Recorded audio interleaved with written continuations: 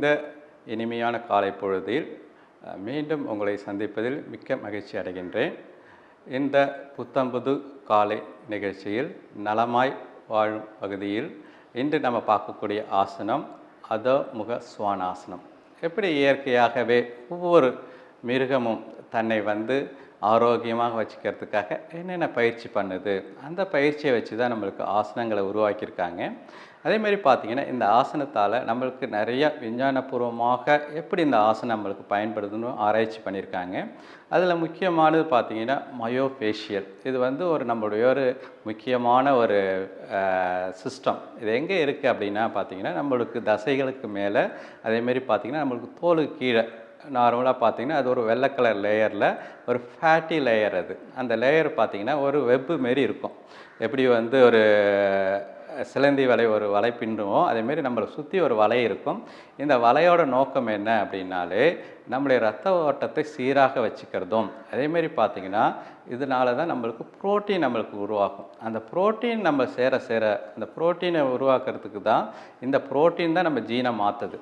அப்போ இந்த ஆசனம் பண்ணக்குள்ளே நம்மளுடைய புரோட்டீன் மாறும், அந்த புரோட்டீன் மாறக்குள்ள நம்மளுடைய ஜீன் மாறும். ஸோ அதுக்காக தான் இந்த ஆசனம் நம்ம இன்றைக்கி பண்ண போகிறோம்.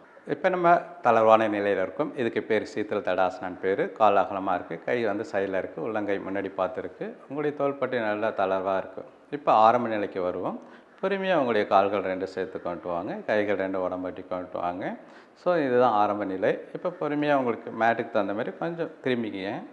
இப்போ பொறுமையாக உங்களுடைய இடுப்பில் இருந்து என்ன பண்ணுங்கள், பொறுமையாக உங்களுடைய கைகளை மேலே உயர்த்திட்டு உள்ளங்கையை முன்னாடி திருப்பிட்டு இடுப்புலேருந்து முன்னாடி குனிஞ்சிக்கிங்க. குனிஞ்சிட்டு கையை பொறுமையாக வைங்க. முன்னாடி வச்ச பிறகு உங்களை அட்ஜஸ்ட் பண்ணி கொஞ்சம் முன்னாடி வாங்க. முடிஞ்ச அளவுக்கு முன்னாடி வரணும். இதில் கடைசியில் உங்களுடைய குதிங்காலும் கீழே இருக்கணும். அதேமாரி நல்லா ஸ்ட்ரெச்சாக இருக்கணும். பார்த்திங்கன்னா இன்வெர்டட் வியை தலைக்கீழே போட்டால் எப்படி இருக்கோ அதேமாரி. இதுக்கு பேரே பார்த்திங்கன்னா அதோன்னா எப்படி நாய் தலைக்கீழே ஸ்ட்ரெச் பண்ணால் எப்படி இருக்குமோ அதேமாரி.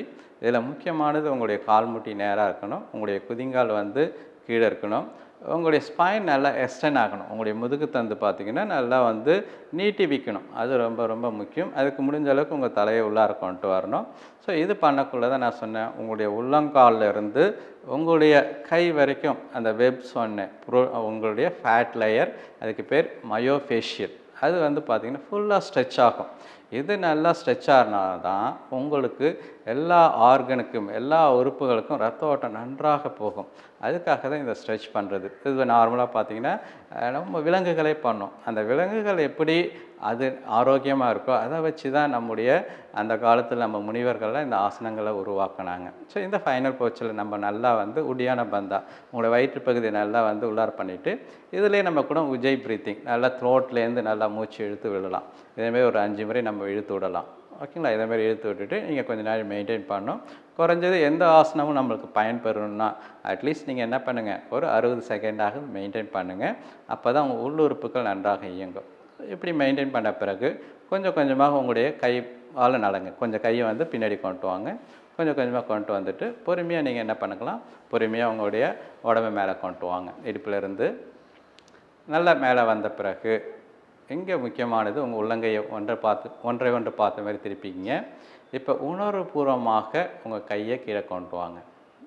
அகெயின் மறுபடியும் ரொம்ப இம்பார்ட்டன்ட், உங்களுடைய புயிர்ப்பு சக்தி உங்கள் கையை இழுக்கும். அதை கண்ட்ரோல் பண்ணி பொறுமையாக நீங்கள் கொண்டு வரக்குள்ள தான் உங்களுக்கு அதிக பெனிஃபிட். இப்போ கை உடம்பை ஒட்டி வந்த பிறகு நம்ம தளர்வான நிலைக்கு வரணும். உங்களுடைய கால்கள் அகலமாக வச்சுக்கணும், உங்கள் கை பக்கவாட்டில் இருக்கணும், கண்ணை முடிக்கணும். இப்போ நல்லா உங்களுடைய முதுகு பகுதியை அதேமாரி தொடையின் பின்பகுதியை நல்லா பாருங்கள். நம்ம இன்றைக்கி இந்த அதோமுக ஸ்வானாசனம் எதுக்காக என்ன பார்த்திங்கன்னா, நம்மளுக்கு உடம்புல பார்த்திங்கன்னா 200க்கும் மேற்பட்ட புரோட்டீன்கள் புரதச்சத்துக்கள் இருக்குது. அந்த புரதச்சத்துக்கள் பார்த்திங்கன்னா சிலவற்றை தான் நம்ம உணவு மூலமாக ஏற்றுக்க முடியும். பாக்கி நிறையா உங்கள் உடம்பு உற்பத்தி பண்ணுது. ஓகேங்களா? அந்த புரோட்டீன் என்றாலே என்னென்ன, பிரைமரி இம்பார்ட்டன்ட், மிகவும் முக்கியத்துவம் வாய்ந்தது. அப்போ அதுதான் நம்முடைய வளர்ச்சிக்கு உதவுது. அப்போ நம்ம தினமும் இயற்கையான இந்த சில யோகா பயிற்சிகள் நம்ம செய்து நம்முடைய இந்த புரதச்சத்தையும் அதிகரிக்கலாம். அதேமாரி நம்ம உடலையும் ஆரோக்கியமாக வச்சுக்கலாம். அதேமாரி உங்களுடைய தலைமுறைகள் வாழ உங்களுடைய ஜீனையும் நன்றாக ஆரோக்கியமாக வச்சுக்கிறதுக்கு இந்த பயிற்சிகள் உதவும். நன்றி, வணக்கம்.